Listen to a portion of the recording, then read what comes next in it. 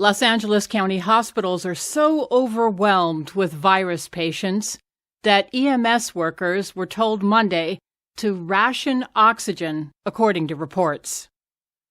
The Los Angeles County Emergency Medical Services Agency issued a directive on Monday that detailed the decision. Quote, "Given the acute need to conserve oxygen effective immediately, EMS should only administer supplemental oxygen to patients with oxygen saturation below 90%. Close quote.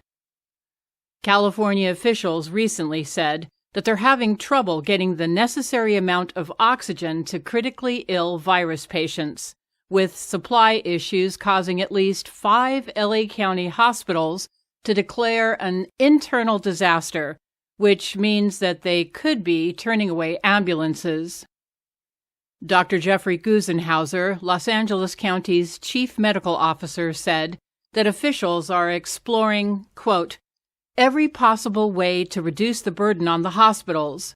There's a lot of actions that have been taken to improve the coordination of identifying patients really needing hospitalization and then linking them up to where there's an available bed, rather than stacking up ambulances outside an emergency department."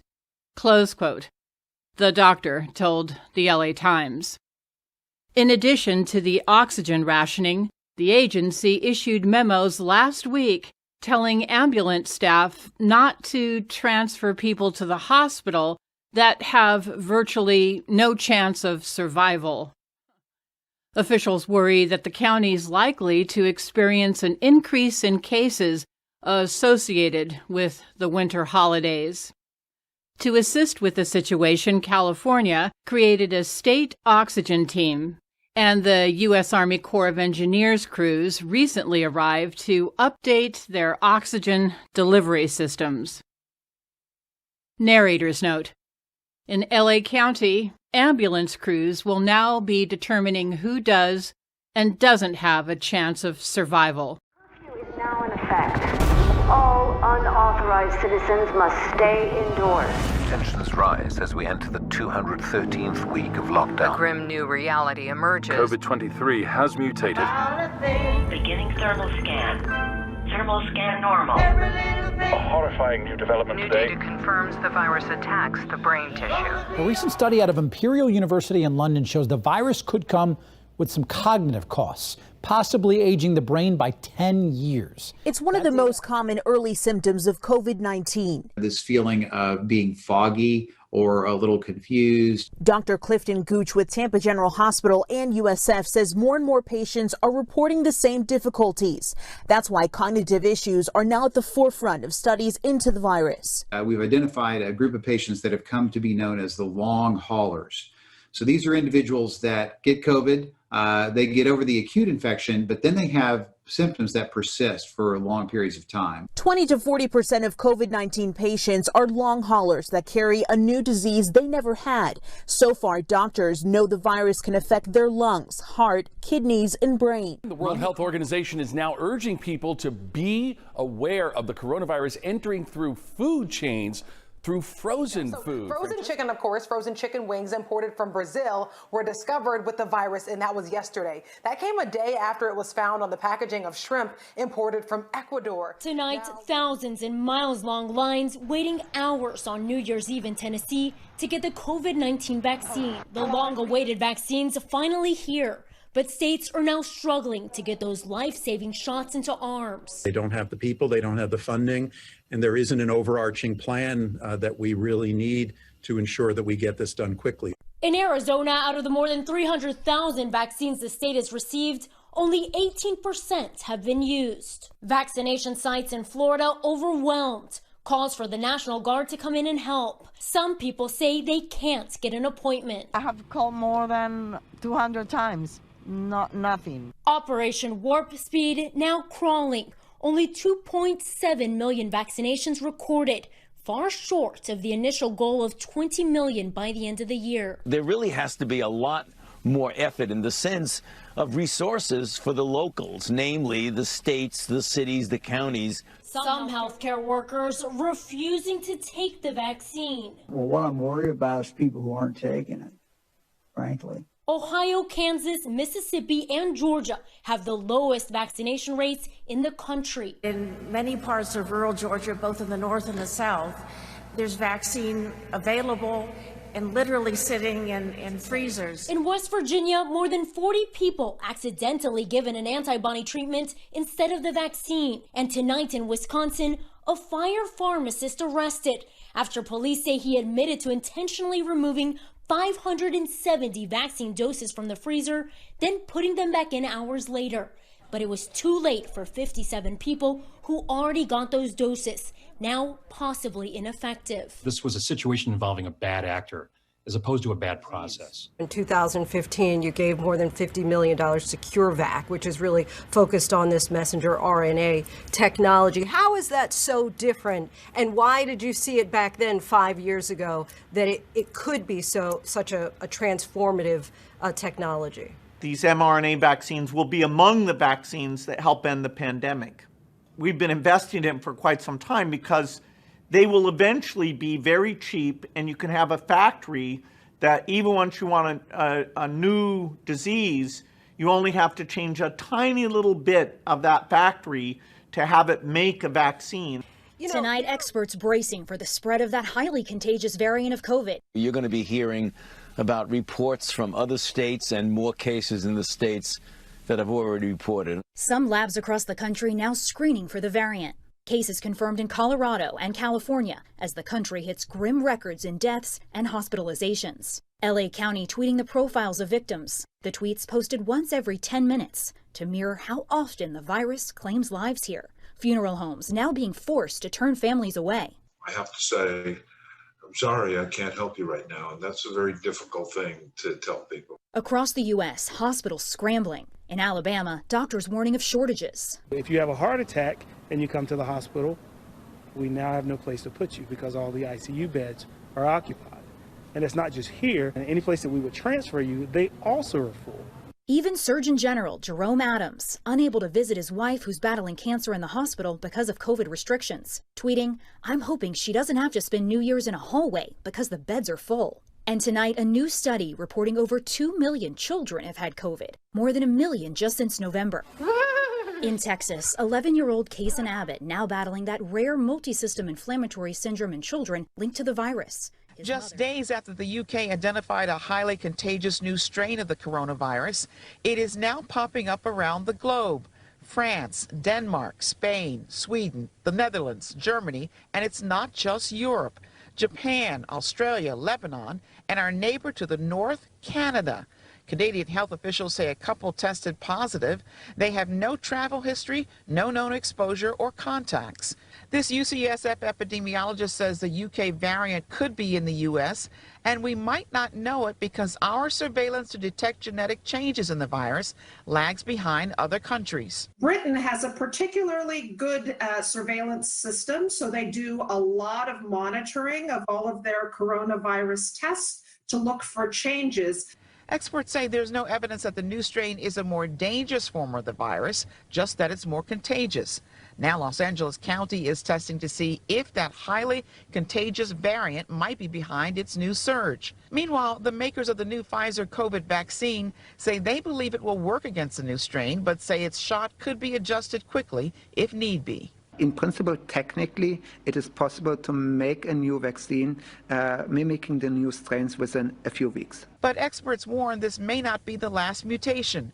There have already been several. As more of us get vaccinated and find ways to stay safe, the virus will change to become stronger and more contagious. South Africa, where another new variant of coronavirus is causing alarm. Scientists say initial evidence suggests it's more infectious than other versions of the virus, and doctors are reporting more young people who are seriously ill. This new variant is highly concerning because it is yet more transmissible, and it appears to have mutated further than the new variant that's been discovered in the UK. And all of this on top of the new variant believed to have originated in the UK. Today, the government released these graphs showing its rapid growth in different parts of England. The dark lines are the new variant. The lighter lines are the pre-existing strains. And MPs were told today the UK variant believed to have emerged in Kent has probably spread further. But the fact they picked up 10 cases with sequencing of this new variant in a country as small as Denmark with a relatively low infection rate would suggest, I'm almost certain in my view, that this virus has been introduced into the great majority, if not all, of European countries. One of the beauties really of this novel technology is its simplicity, and in theory its adaptability, its agility to respond. The developers of the Pfizer-BioNTech vaccine, which is being used by the NHS, believe it will still be effective, reassuring those who are relying on it as a way out of this pandemic. As viruses multiply, they change. And the same is happening to the coronavirus. All viruses mutate, and that is to be expected. Scientists have been tracking those mutations while following coronavirus's journey around the world. Some of the mutations help the virus to spread, others do nothing at all. But as coronavirus multiplies and changes, could it also become more deadly? The new coronavirus, like all other viruses, is constantly mutating as it replicates inside its human host. The virus uses us to multiply by injecting its genetic information into our cells. The cell then becomes a kind of virus factory, mass-producing the genetic material that allows more of the virus to develop. As the virus replicates, mistakes are often made. Errors mean the genetic material changes, causing a mutated version of the virus. If those changes are advantageous, the mutation will go on to spread. Researchers from a hospital near Paris looked back at people hospitalized in December of 2019 and early January 2020, looking for patients with symptoms and CAT scan findings that were consistent with COVID-19. Remember, back then, no one had any test for COVID-19 and no one thought it had gone beyond China.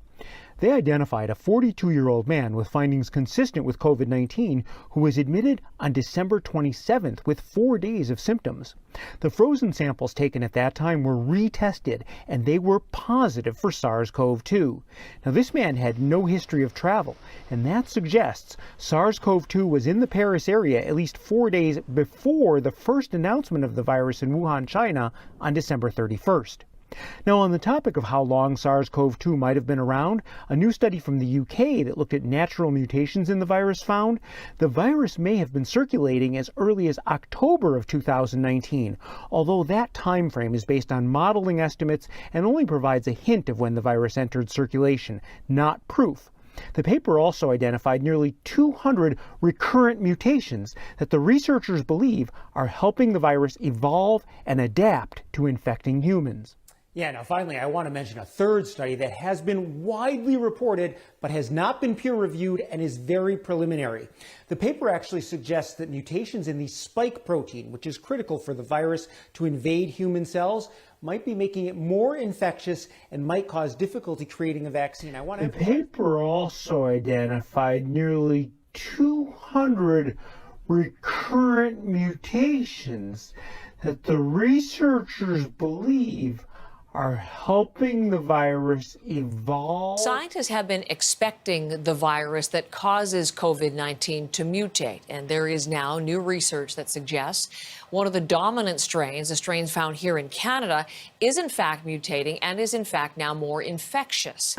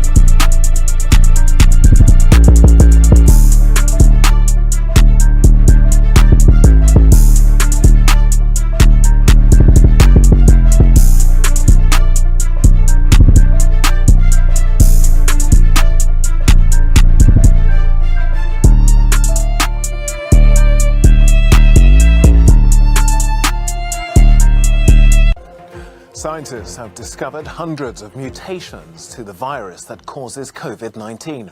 Researchers in the UK found almost 200 recurrent genetic mutations, which could mean a more contagious strain of the novel coronavirus. We need to make sure that our army is ready to go to war. And we're going to make sure that our soldiers are ready. We have an obligation to do that, so they will continue to train. We're testing first-time testers, so we're capturing people that are not in their data sets. And that's because they trust coming to a place like this. And that's what we believe. She says as they test more members of the African American community, a mysterious trend is emerging. The black community has a much lower rate of infection. We've tested close to 900 people at this point, and we've had 5 positives. 5. The problem is, for black people who do contract the disease, the death rate is much higher than usual. Dr. Rhodes says that may be physiological or the result of inferior health care options. She's not sure. It hasn't been studied. Further complicating the issue, according to Governor Andrew Cuomo, is a new request. This one from the federal government for a data sharing agreement before the receipt of any vaccines. They want the name, they want the address, they want the date of birth, they want the ethnicity, they want the race, they want the sex, and then they want the ID number. The governor says the ID numbers refer to passport, driver's license, and social security numbers. He also adds the agreement states the information would be used by the CDC, HHS, and other federal partners. Emergency with more than 45 million cases worldwide. The U.S. is on the verge of surpassing 9 million, with cases up in 48 states. Here in Wisconsin and across much of the country, the numbers are all going in the wrong direction. And much concern right now is that there seems to be no peak in sight. This morning, an unsettling new record for the United States, 88,500 new coronavirus cases in one day. Juliet, the victim's family doesn't buy that drugs were involved. They think a new chemical that was used to spray down the school and eliminate COVID virus actually caused the death. The last time Tamara Covington White saw her son, he was laying lifeless on the grass. Dublin police had just pulled the body out from the library. That was Wednesday morning. She's back at that same spot this afternoon with flowers and balloons to remember him. Dublin police smelled a strong chemical in the library. By the time the hazmat team arrived, the odor had dissipated. Police say they found the powerful drug fentanyl near the 2 janitors. They're waiting for the autopsy and toxicology reports to find out what killed the 32-year-old man. I've been working in police work for about 22 years, and this is the first type of incident that I've seen that's even similar to this.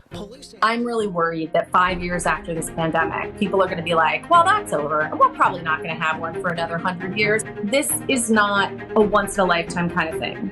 I think it's really important for us to understand that these sorts of diseases, zoonoses, as we'll call them, or things that come from animals and can be transmitted to humans, are actually increasing in prevalence as we have climate change and as more and more humans populate the earth and move into these parts of the planet that we didn't live in before. That's where you can get some viruses or diseases to jump from animals into humans and then cause more disease. It's not like every single time you hang out in a cave with some bats, you're going to pick up a new disease, but certainly some of these are going to turn into more illnesses. Tests have shown that patients were infected with a novel coronavirus. These viruses are very common in animals. They live and spread in pigs, domestic and wild birds, dogs, cats, and camels. For some reasons that we don't yet understand, the virus mutates and makes the leap from animals into humans. Only 7 coronaviruses, including this new one, have made the jump into humans. The majority cause a common cold-type illness, but 2 viruses, severe acute respiratory syndrome, or SARS, and Middle East respiratory syndrome, or MERS, have been much more deadly. Coronaviruses spread through droplets when a person coughs or sneezes. They can also spread when a person touches something, such as a door handle, which is contaminated with droplets, and then touches their mouth, nose, or eyes. If a superspreader catches the disease, they can spread it to a disproportionately large number of people. Once it's in the wider population, health workers are most at risk because its symptoms are like that of any other respiratory illness, such as pneumonia. Sufferers will have a cough, a runny nose, a headache, a fever, a sore throat, and a feeling of being generally unwell. Scientists don't yet know why coronaviruses mutate. There are still no treatments or vaccines for them. In a world where people are more mobile and connected than ever, we cannot rule out the possibility of further spread. The fear is that if the virus mutates, it could suddenly race around the world, infecting thousands. A new strain of COVID-19 caused multiple countries to ban travel from the UK, grounding planes and leaving trucks headed into France backed up for miles. This should, not make us panic. Dr. James Cottrell is an infectious disease expert at UT Southwestern and believes it's too early to call this new strain more contagious. So we really have seen this since the very beginning with SARS-CoV-2. Mutations aren't new. This animation from NextStrain shows when different strains were discovered. There are a lot of variations, most are meaningless. This one is noteworthy because it has 17 mutations and quickly became the dominant one in the UK. So we don't have enough information right now to separate, is this something new about the virus that makes it more easily spread, or is this just by chance? It could have just been present at a Superspreader event. We know that it almost certainly does not increase virulence. It isn't a more deadly virus, number one. And number two, it's extremely unlikely that it's going to interfere with the efficacy of a vaccine. It's possible, though, the strain could lower the benefit of convalescent plasma and monoclonal antibodies, but Cottrell says they'll have to experiment. This isn't the first mutation, and it won't be the last. Really, 50 Americans lost every 30 minutes or so. It's being called a mass fatality program. A morgue truck behind this hospital in Whittier. They have put 60 more of these trucks on standby. And some ICU nurses have now been told they are in, quote, disaster mode. On a daily basis, San Francisco firefighters are seeing an increase of COVID-19 response calls, according to their union. 60 members that are positive with COVID, 29 in quarantine, and one right now in the hospital. Maybe another 3-4 months, probably we will lose everything that we worked hard for. The Indian restaurant Costa Gonzalez manages across the street from Disneyland will likely be part of a new and troubling wave of closures that won't survive the governor's new guidelines that prevent Disneyland from reopening until likely next summer. Beginning Tuesday, passengers headed to New York from the UK will have to have a negative COVID test before they can board. British Airways, Delta, and Virgin Atlantic all agreed to do the testing after New York's governor said he's worried the new mutant strain of the coronavirus could spread. Should California do the same? Passengers weren't all on the same page. I don't necessarily think we should be testing everyone constantly. Pump the brakes. Let's take a broad look at it. I think that's a good thing. I think it's a lot to ask, but I think that for everyone's safety, it's necessary now that we have a new strain. Experts say the new strain is as much as 70 times more contagious than COVID-19. It's spreading out of control in parts of that country, even as it is on lockdown. Countries around the world are rushing to put a travel ban on passengers coming from the UK.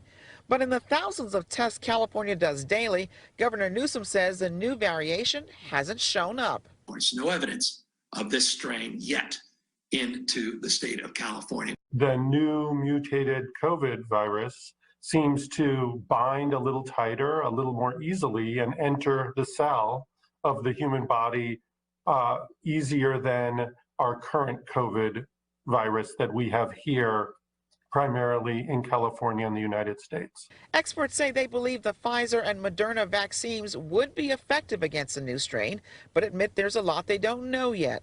But New York's governor says he is not taking any chances. I believe, intuitively, it's already here. We learned this lesson the hard way, and we're not going to go through it again. California is mostly back in lockdown mode this morning with an order affecting 30 million people there. It's the first state to lock down again. Hospitalizations in that state have tripled in the last month. California recorded more than 30,000 new cases in a single day yesterday. That is the highest single-day total in any state so far, and many other states are seeing a troubling spike. And here at renowned regional medical center, look at what they have had to resort to. They're putting patients in their parking garage. This is a COVID ward. Now, we're nowhere near the patients, but they set this up back in April, hoping to never have to use it, but they started running out of space at the main hospital, and so this is what it has come to. To California now, where rising hospitalizations led to more regional lockdowns Sunday night by order of the governor. This affects more than 30 million people.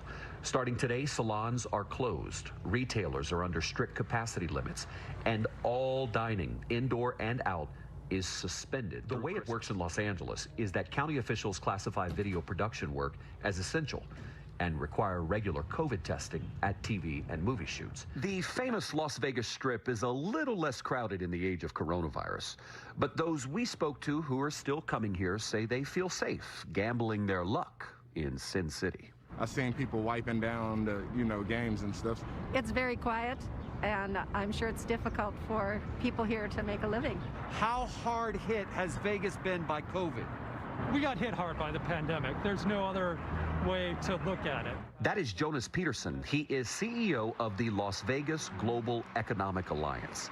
He says the city's unemployment numbers hit Great Recession levels, but he says the hospitality industry is primed for a major comeback in 2021. The big key to success is that the vaccine. So once that hits and now has a program delivery schedule, I think you see a confidence return. But the vaccine is still months away for most Americans, and right now businesses across the country are facing down new restrictions.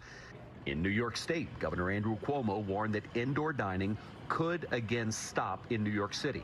That's if the rate of COVID hospitalizations does not stabilize soon. If you overwhelm the hospital capacity, you will have to go back to shut down. There are no options. And in California, some small business owners are pleading with Governor Gavin Newsom to reopen outdoor dining and salon services. Let us prove to you that we can do this, that we are being safe. The world is on the brink of a great scientific achievement. A COVID-19 vaccine will likely be ready by early next year. In fact, we'll probably have more than one vaccine ready. These vaccines will allow us to save millions of lives. They'll also have another enormous benefit. They'll allow us to develop a plan for the world to globally eliminate COVID-19. To achieve this goal of global elimination, we need three things: the capacity to produce billions of vaccines, the funding to pay for them, and the systems to deliver them everywhere. That's why I'm thrilled today to announce a new joint agreement signed this morning by 16 pharmaceutical companies and the Gates Foundation. In this agreement, the companies commit to, among other things, scaling up manufacturing at an unprecedented speed and making sure that approved vaccines reach broad distribution as early as possible. The next component we need for global elimination is the funding to pay for those vaccines. And this is where the ACT Accelerator comes in. It's supported by Gavi and the Global Fund. Both organizations have spent 2 decades becoming experts in how to buy and deliver vaccines, diagnostics, and drugs to developing countries. Finally, even when we have the manufacturing capacity and funding lined up, we'll need to strengthen health systems to achieve the broad coverage to deliver the vaccine and monitor for outbreaks. In doing this, we can take the lessons we've learned from the ongoing effort to eradicate polio. With the right diagnostics, health workers can also sound the alarm if a future disease jumps from bats or birds or any animal to humans. In other words, we can also be building the system that will help reduce the damage of the next pandemic. This will be seared in the memory of this generation, hopefully enough to invest, to be more ready next time, hopefully to invest more in all these infectious diseases that are still a huge problem. But it's almost at the level of a world war, I would say, and including the need to cooperate. Would you then say that this has been the biggest challenge of our lifetime? Yes. Since World War II, this is the biggest global challenge that we've all faced, even bigger than the financial crises that have come along. Billionaire Bill Gates hasn't just been outspoken about the pandemic. He's put his money where his mouth is. Just today, the Bill and Melinda Gates Foundation announced a new $250 million commitment, bringing their total investment to $1.75 billion to combat COVID-19. Given your money, your access, your ability to just kind of rest on your laurels, what made you feel so passionate about being a part of this? Well, our foundation is passionate about saving lives and getting vaccines out. You know, the number of children who die every year has been cut from 10 million a year down to 5 million a year. It's, you know, I'm really pleased the companies have stepped up. The plan is coming together to get this vaccine out. So, you know, it's a tragedy, but there's a lot of heroes. The Microsoft co-founder and philanthropist had warned of a pandemic for years, even saying 5 years ago that the next epidemic could be a super contagious and deadly strain of the flu. If anything kills over 10 million people in the next few decades, it's most likely to be a highly infectious virus. Gates realized the magnitude of coronavirus before it was even identified as a pandemic. It was in February, actually, Valentine's Day, when I had a dinner with the foundation experts, and I said, will this be contained to China? And they said, no way. It's just not possible. There's too many cases, there's too much travel. And that's when I realized, oh my God, this is going to be unique in my lifetime in terms of causing global problems. So that became a top priority for the foundation, to take this deep vaccine expertise we have and apply it to this disease. Where does this fall, this vaccination for coronavirus? Do you feel like this is kind of part of that timeline? Absolutely. I compare it to a world war where we had to change how we behave. We had to take huge economic pain in order to avert the many millions of deaths that, if we just continued on, would have taken place. A large portion of his donations have gone toward vaccine development and distribution to help ensure the vaccine is delivered to all corners of the planet as quickly as possible. Well, there are many countries that have no vaccine factories at all, and it doesn't make any sense that their citizens wouldn't get any protection. After all, we want to end the disease everywhere, so we're not constantly having these reinfections. And if anyone cares about equity, they should not want the vaccines only to go to the rich people or the rich countries.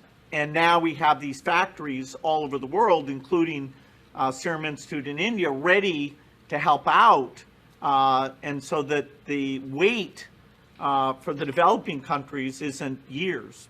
Let's talk about the impact. If, let's say, 70% of Americans do end up getting the vaccine, but you see a much smaller percentage in China or India or Africa, what would that mean ultimately?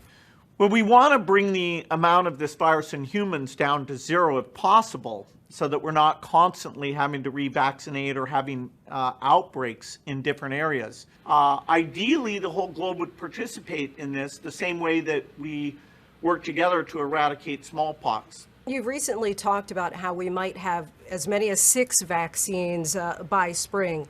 Why is that so important, especially what AstraZeneca is working on? Because, you know, a lot has been discussed as far as like the specific temperature, for example, that Pfizer and even Moderna's current vaccines require.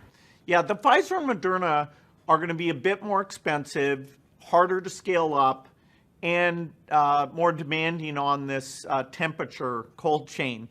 The other vaccines that are only a few months behind will be cheaper, easier to scale up, and not as demanding. And I do think we'll have the global cooperation to fund this vaccine for all of humanity. The U.S. is not yet shown up to that. An executive order signed by President Trump this week says that the U.S. will only share vaccine doses after there's enough for all Americans who choose to be vaccinated. At least as we get into the Biden administration, the fact that we care about other people, I think that will reemerge as a priority, because the U.S. has always been the leader in these health issues, HIV, malaria. The U.S. government and our foundation are always the two biggest funders of these infectious diseases. There are some people who are concerned about taking the vaccine. What would you say to them to kind of allay their fears? You know, medicines have to be tested in trials, and there are sometimes rare side effects. The net benefit of this, if you look at the data from these high-quality regulators, is very, very high. And so I hope people will be rational about that and listen. You know, if you're in a multi-generational household, if you work at a school or a nursing home or a prison, you really owe it to the people there that you're not transmitting to them. And you're kind of looking in your crystal ball, and I think you've kind of put 2022 as the deadline ultimately, or hopefully the time frame in which the whole world has kind of moved beyond coronavirus. Yeah, the progress in the rich countries will be pretty dramatic even by summer of 2021. But for the entire world, it'll probably be out sometime in 2022 before we really get the coverage levels that we need to drop the numbers to be either tiny or zero. Gates is now hopeful that other members of the Billionaire Club will step up to help. I always think we could do more. You know, we should give more, give smarter.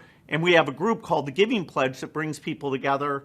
You know, I hope in the future people are even more generous. Even before we conquer COVID, Gates is already talking about combating the next global disease outbreak. You say next time we'll be able to do it a lot faster. What will be the difference next time? We'll have gigantic mRNA factories, and we'll be able to do mRNA at under $2 and no cold chain requirement. In the midst of all of the darkness and despair, what gives you the most hope right now? Just the way people have come together on this, you know, science, caring about other people. I'm very hopeful that the way we get out of this disaster sets a model for innovation and cooperation. On the surface, the vaccine candidates from Moderna and Pfizer look like any other vaccine you've taken. It really felt just like a flu shot. Like other vaccines, they work by training your body to build up defensive weapons against the virus, like antibodies and T cells. But instead of training your body by introducing a killed virus or a fragment of a virus, these vaccines introduce a set of instructions called messenger RNA, or mRNA, enclosed in a little blob of fat. The key concept with RNA is that RNA is messages, and they're meant as like short-term messages. So it'd be like in each cell at any given time, there are maybe 5,000 to 10,000 different messages. Dr. Shane Crotty at the La Jolla Institute for Immunology says the mRNA instructs some of your cells to make the coronavirus's signature spike protein, the key protein that unlocks the door to cells. He says it's just enough material to train the immune response, but not enough to make you sick. If it was like a car, it'd be like you just showing the car door to the body, right? There's no way that car door can turn into a whole new car. But it's enough of a piece of the car for your immune system to recognize that car if it saw it again. Scientists started by sequencing the virus's DNA from a sick patient, then encoding that genetic sequence into an mRNA instruction molecule that can be read by the manufacturing part of cells. From there, it's a bit like Snapchat. The mRNA gets injected into your body, sending instructions to your cells that last for a bit and then get deleted forever. So it's not like your cells are being genetically modified. They're around as messages for some period of time, and then they go away, and then the cells get back to their normal job of reading their own messages instead of reading the message that you're injecting in the vaccine. The concept has been around since the 1990s, but there are currently no RNA vaccines on the market for any pathogen. So Dr. Crotty says it's hard to estimate how long-lasting the immunity from them will be. Some existing vaccines protect you for life, like the measles vaccine. Others protect you for decades. The flu vaccine lasts just about 6 months. Dr. Crotty says it depends on how fast the virus mutates and how long the immune cells survive.